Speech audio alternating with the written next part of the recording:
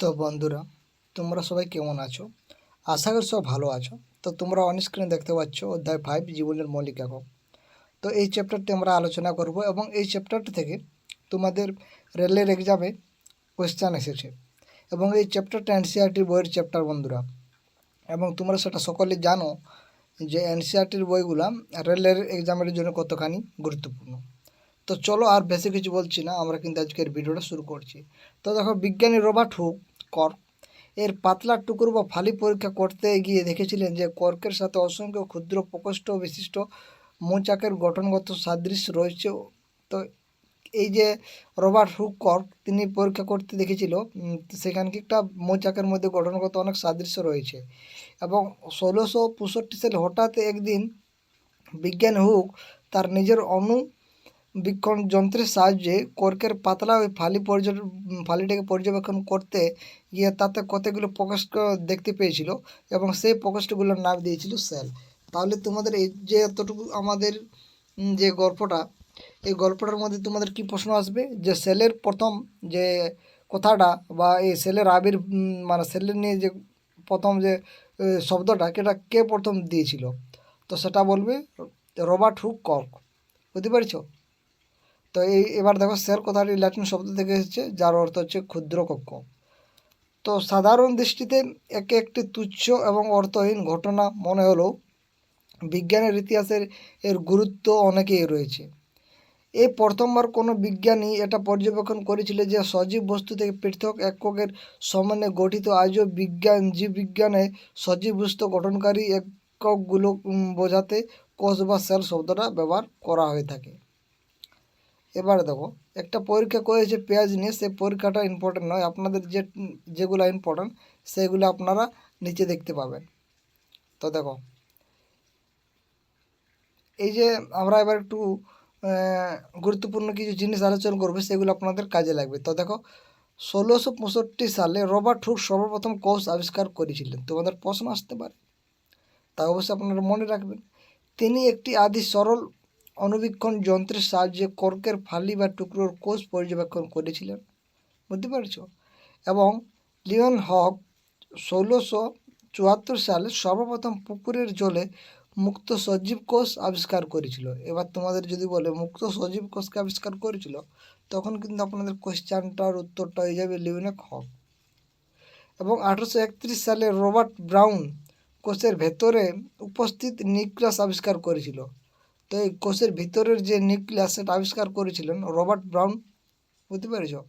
এবং 1839 সালে কোষের তরল ধাত্রকে প্রোটোপ্লাজম নামে অভিহিত করেন বিজ্ঞানী পার্কিনজি।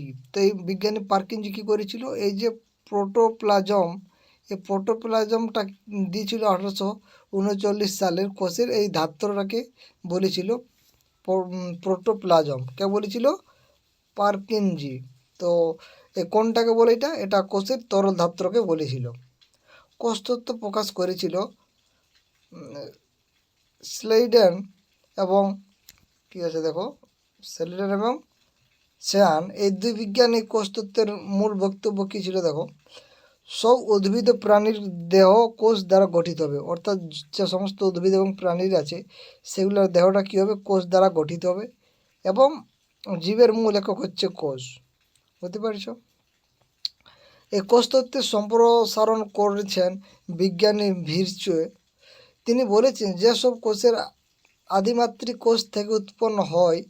1940 সালে ইলেকট্রন অণুবীক্ষণ যন্ত্র আবিষ্কারের ফলে কোষের জটিল গঠন এবং তার বিভিন্ন অঙ্গাণুগুলিকে পর্যবেক্ষণ করা এবং তাদের গঠন সম্পর্কে ধারণা পাওয়া সম্ভবপর হয়েছিল।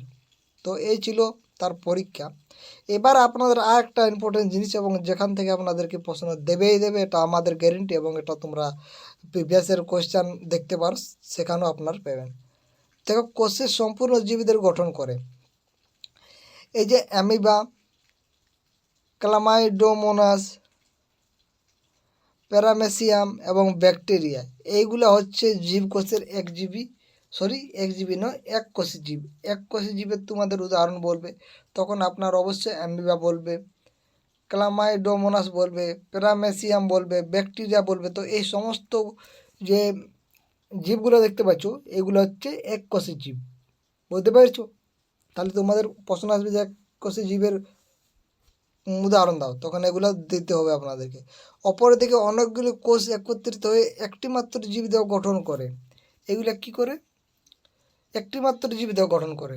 এরূপ এরূপকে আমরা বলবো এককোষী জীব। মানে একটি মাত্র, অনেকগুলো কোষ নিয়ে যখন আমরা একটি মাত্র হবে, হ্যাঁ, তখন তাকে আমরা কি বলবো? এখানে একটু গুলিয়ে ফেলেছি আমি, তার জন্য দুঃখিত। আমি আপনাদেরকে আবার ভালোভাবে বুঝিয়ে দিচ্ছি। দেখো, অর্থাৎ এই যে একটা কোষ দেহ দেখছি আমরা, এখানে একটা মাত্র কোষ দিয়ে গঠিত হয়েছে, তাই এটাকে আমরা এক কোষই বলবো। এবার এই দেখো, এটাও একটা দেখাচ্ছে কিন্তু এর ভিতরে অনেকগুলো অনেকগুলো আছে, তাই এটা আমরা বলবো বহুকোষ। বুঝতে পেরেছো? এক কোষই মানে একটা কোষ থাকবে, কিন্তু বহুকোষের ক্ষেত্রে কি অনেকগুলো কোষ নিয়ে নিয়ে গঠিত হবে। বুঝতে পারছো? এই বহুকোষের উদাহরণ হচ্ছে ছত্রাক, উদ্ভিদ প্রাণী, এবং এক কোষের উদাহরণ হচ্ছে ব্যাকটেরিয়া, প্রামেসিয়াম, ক্রাইমোডোমোনাস, অ্যামিবা, এগুলা। আশা করি আপনার জিনিসটা বুঝতে পেরে গেছেন। হুম। তো দেখতে পাচ্ছ এগুলো বিভিন্ন অঙ্গ আমাদের মানবদের, বিভিন্ন কোষ।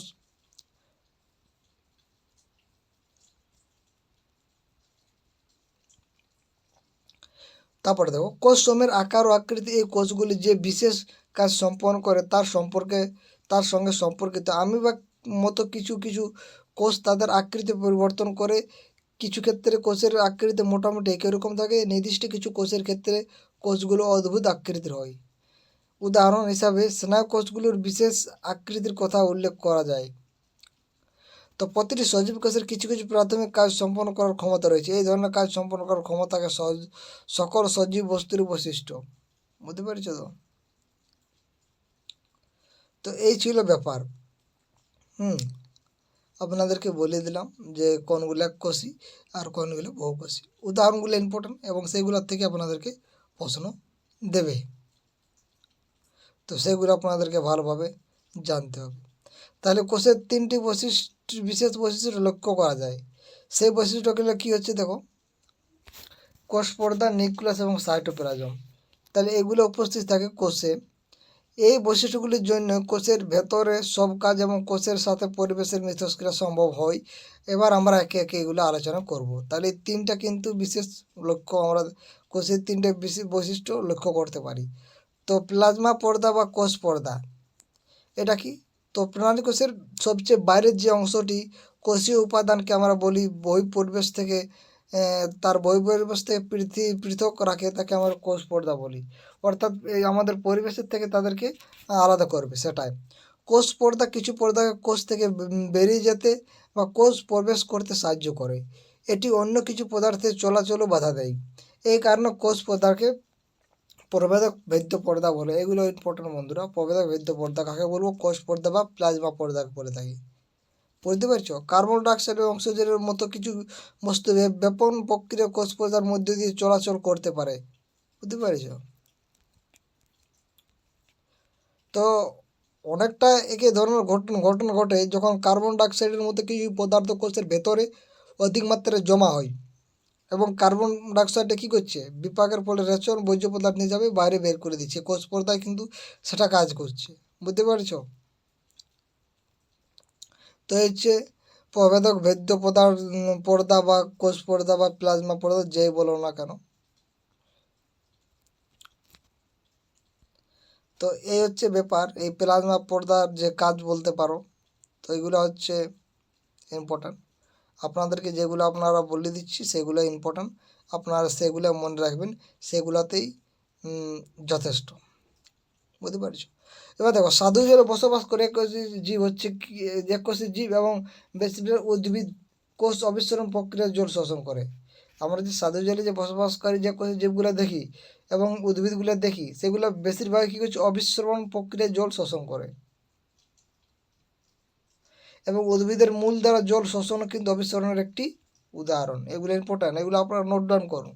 অতএব এখান থেকে আমরা বলতে পারি যে একটি কোষের জীবদশায় ও জীবদশায় জল ও গ্যাসীয় পদার্থের আদান প্রদানের জন্য ব্যাপন খুবই গুরুত্বপূর্ণ। এছাড়া কোষকে তার চারপাশে পরিবেশ থেকে পরিবেশক সংগ্রহ করতে হয়। এই প্রকৃতিতে এক বিশেষ ধরনের শক্তি নির্ভর পরিবহন ব্যবস্থার সাহায্যে বিভিন্ন ধরনের অণুগুলি প্রয়োজন মতো কোষ থেকে বেরিয়ে যায় এবং কোষের ভেতরে প্রবেশ করে। প্লাজমা পর্দা একটি নমনীয় পর্দা। তাহলে প্লাজমা পর্দা কি? এটা একটা নমনীয় পর্দা এবং এটি লিপিড এবং প্রোটিন জাতীয় যৌগ দিয়ে গঠিত হয়ে থাকে। তাহলে এই যে প্লাজমা পর্দাটা একটা নমনীয় পর্দা এবং এটা কী দিয়ে তৈরি হয়? এটা লিপিড এবং প্রোটিন দিয়ে তৈরি হয়ে থাকে। বুঝতে পারছো? কোষ পর্দার নমনীয়তা কোষকে তার বহিঃপরিবেশ থেকে খাদ্য ও অন্যান্য জৈব বস্তু কী করছে? সংগ্রহণে ভূমিকা নেই। এবার দেখো, আমরা কোষ পর্দা পড়লাম, এবার আমরা কোষ প্রাচীর পড়ব। তো উদ্ভিদ কোষ পর্দা ছাড়া অপর একটি দৃঢ় বহি আবরণী থাকে, একে আমরা কোষ প্রাচীর বলি। তো কোষ প্রাচীর কোষ পর্দার বাইরের দিকে অবস্থান করে। তো কোষ প্রাচীর কী করছে? কোষ পর্দার বাইরে। বুঝতে পারছো? প্রাচীর মানে তো বুঝতে পারছো বাইরেই থাকবে, আমাদের বাড়ির তো বাইরেই থাকবে, সেটাই তো প্রাচীর, এরকম মনে রাখবে। তো এই কোষ প্রাচীর প্রধানত সেলুলোজ দ্বারা গঠিত হয়ে থাকে। এইগুলো ইম্পর্ট্যান্ট, যেগুলো আপনাদেরকে দাগ দিয়ে দিচ্ছি এগুলো ইম্পর্ট্যান্ট, আপনারা নোট ডাউন করতে পারো। তাহলে এই সেলুলোজ কিন্তু কোষ প্রাচীর এর মানে কোষ প্রাচীরটা সেলুলোজ দিয়েই গঠিত হয়।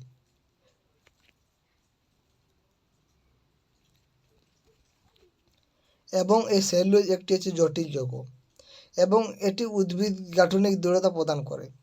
তাহলে জটিল যৌগ যদি না হয় তাহলে কীভাবে সে দৃঢ়তা প্রদান করবে? অবশ্যই জটিল যৌগ যখন হবে তাহলে সেই দৃঢ়তা থাকবে। যখন উদ্ভিদ কোষ থেকে জল অবিশ্বরণ প্রক্রিয়া বেরিয়ে যায় তখন কোষের প্রোটোপ্লাজমের কুঞ্চন ঘটে এবং কোষ প্রাচীর থেকে বিচ্ছিন্ন হয়ে ভেতরের দিকে সরে আসে। এই ঘটনাকে আমরা প্লাজমোলাইসিস বলি। তো কোন ঘটনাকে বলি? প্লাজমোলাইসিস, সেটা আপনারা মনে রাখবেন।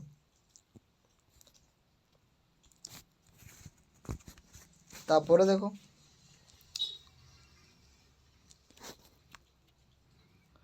এবার দেখো কোষ প্রাচীরে থাকা উদ্ভিদ এবং ছত্রাক ও ব্যাকটেরিয়া কোষ পরিবেশে অতি লঘু দ্রবণ অর্থাৎ লঘু সারক দ্রাবক সংস্পর্শে এলে বিদীর্ণ না হয়ে টিকে থাকতে পারে। আসলে এই ধরনের পরিবেশে থাকলে কোষ অবিশ্রবণ প্রক্রিয়ায় জল শোষণ করে। এর ফলে কোষটি রসস্ফীত হয় এবং কোষ প্রাচীরের উপর চাপ সৃষ্টি হয়। কোষ প্রাচীর আবার রসস্ফীত কোষের উপর সমান ও বিপরীতমুখী চাপ প্রয়োগ করে কোষ প্রাচীরের উপস্থিতির জন্য এই জাতীয় কোষগুলো প্রাণী কোষের তুলনায় অনেক বেশি পরিবেশীয় পরিবর্তন সহ্য করে। এগুলো ইম্পর্টেন্ট নয়, যেগুলো আপনাদেরকে বলে দিলাম সেগুলোই ইম্পর্টেন্ট। এবার অন্য স্ক্রিনে দেখতে পাচ্ছ নিউক্লিয়াস। তো নিউক্লিয়াসটা তোমরা দেখতে পাচ্ছ কি জিনিস, একেবারে কেন্দ্রতে থাকবে।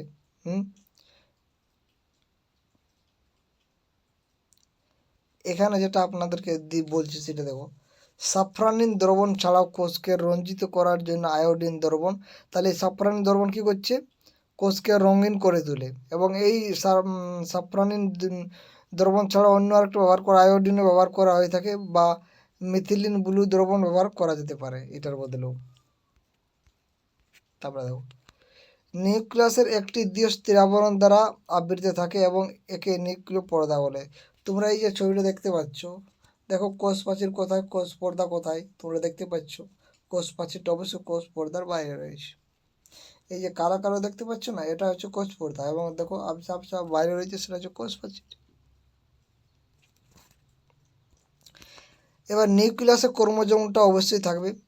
কোষ বিভাজন শুরুর ঠিক আগেই শুধুমাত্র ক্রোমোজোমগুলোকে দেখা যায়। তাহলে ক্রোমোজোমগুলো কখন দেখতে পাবো? কোষ বিভাজনের শুরুতে। এই সময় এরা দণ্ডকার গঠন বিশিষ্ট হয় এবং ক্রোমোজোমের পিতামাতা থেকে পরবর্তী প্রজন্মের বৈশিষ্ট্য বংশানুসারে বার্তা ডিএনএর ফুল ফর্মটা ডিঅক্সিরাইবোনিউক্লিক অ্যাসিড অনুরূপে বহন করে। ক্রোমোজোম ডিএনএ এবং প্রোটিন দ্বারা গঠিত হয়। তাহলে এই যে ক্রোমোজোম কী কী দিয়ে গঠিত হবে? DNA plus protein. এটা ইম্পর্টেন্ট, আপনারা মনে রাখবেন। তারপরে দেখো, কোষীয় প্রজননের নিউক্লিয়াস গুরুত্বপূর্ণ ভূমিকা পালন করে এবং এই প্রক্রিয়া একটি কোষ বিভাজিত হয়ে দুটি অপত্য কোষ গঠন করে। একটি কোষ কীভাবে গঠিত হবে এবং পরিণত অবস্থায় কোষটি কীরূপ হবে তা নিরূপ করতে নিউক্লিয়াস এবং তার সঙ্গে পরিবেশ গুরুত্বপূর্ণ ভূমিকা পালন করে। কোষের রাসায়নিক ক্রিয়ার এদের নির্দেশ দানের মাধ্যমে এই কাজটি সংঘটিত হয়। ব্যাকটেরিয়ার মতো কিছু জীব কোষের নিউক্লিয় অঞ্চলে নিউক্লিয় আবরণীর অনুপস্থিতির জন্য দুর্বলভাবে সংগঠিত হয়। শুধুমাত্র নিউক্লিক অ্যাসিড সমন্বয়ে ধন্য স্পষ্ট নিউক্লিয় অঞ্চলকে নিউক্লিয়েট বলে। যেসব জীবের কোষে নিউক্লিয় আবরণী থাকে না তাদের কি বলবো, প্রোক্যারিওটিক কোষ বলবো, কোষ নয় প্রোক্যারিওটিক জীব বলবো।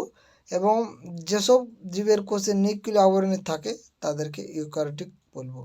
অর্থাৎ নিউক্লিয় আবরণ যদি থাকে তাকে আমরা বলি ইউক্যারিওটিক জীব, এবং যদি আমরা বলি যে নিউক্লিয় আবরণ থাকে না তাকে আমরা প্রোক্যারিওটিক কোষ। আশা করি আপনারা জিনিসটা বুঝতে পেরে গেছেন এই ইউক্যারিওটিক এবং প্রোক্যারিওটিক কোষটা। ইউক্যারিওটিক কোনটা, যেটাতে আমাদেরকে যেটাতে আমাদের নিউক্লিয় আবরণী থাকবে সেটা হচ্ছে ইউক্যারিওটিক জীব। এবারে দেখো সাইটোপ্লাজম। তো দেখো কোষীয় অঙ্গাণুগুলি পর্দাবৃত্ত থাকে। প্রোক্যারিওটিক কোষে যেমন সুগঠিত নিউক্লিয় অঞ্চল থাকে না, প্রোক্যারিওটিক কোষে আমরা একটু আগে জানলাম, ঠিক তেমনি পর্দাবৃত্ত কোষীয় অঙ্গাণুও থাকে না। অপরদিকে ইউক্যারিওটিক কোষেও নিউক্লিয় আবরণী বা পর্দাবৃত্ত কোষীয় অঙ্গাণু উভয়ই বর্তমান রয়েছে। তা ভাইরাসকে উদাহরণ হিসাবে নিয়ে এই পর্দার গুরুত্ব বর্ণনা করা যেতে পারে। ভাইরাস কোনো আবরণী না থাকায় যতক্ষণ না ভাইরাস কোনো সজীব পোষকের দেহে ঢুকছে ততক্ষণ পর্যন্ত এই জীবের বৈশিষ্ট্য প্রদর্শন করে না। ভাইরাস পোষকের কোষীয় উপাদানগুলিকে কাজে লাগিয়ে বংশবিস্তার করে। এবার যদি আপনাদেরকে বলি যে প্রোক্যারিওটিক কোষ ইউক্যারিওটিক কোষের মধ্যে পার্থক্য, তো প্রোক্যারিওটিক কোষটা কী হয়, সাধারণত ছোট হয়, তোমরা দেখতে পাচ্ছ, এবং আকারটা বড়কার হবে, অবশ্যই ইউক্যারিওটিক কোষের হবে। এবং নিউক্লিয় অঞ্চল এই ইউক্যারিওটিক কোষে তোমরা দেখতে পাচ্ছ সুস্পষ্ট এবং নিউক্লিয় পর্দা দ্বারা আবৃত থাকে। এটা ভালোভাবে দেখতে পাবে না, এবং কি এটা নিউক্লিয় পর্দা দ্বারা আবিষ্ট থাকে না। ক্রোমোজোম একটি থাকে, এখানে ক্রোমোজোম একাধিক পাবে। হ্যাঁ, পর্দাবৃত্ত কোষীয় অঙ্গাণু এখানে অনুপস্থিত, এখানে অবশ্যই পর্দাবৃত্ত কোষীয় অঙ্গাণুও কিন্তু উপস্থিত থাকবে। তো এবার যে কোষীয় অঙ্গসমূহগুলো আছে, বিভিন্ন কোষীয় অঙ্গসমূহগুলো, এগুলো আমার পরের ভিডিওতে আলোচনা করব। তো আজকে এখান পর্যন্তই। তোমাদের কেমন লাগলো অবশ্যই ভিডিওটা কমেন্ট করে জানাতে পারো। তো বন্ধুরা, ভিডিওটা শেষ পর্যন্ত দেখার জন্য আপনাদেরকে অসংখ্য ধন্যবাদ।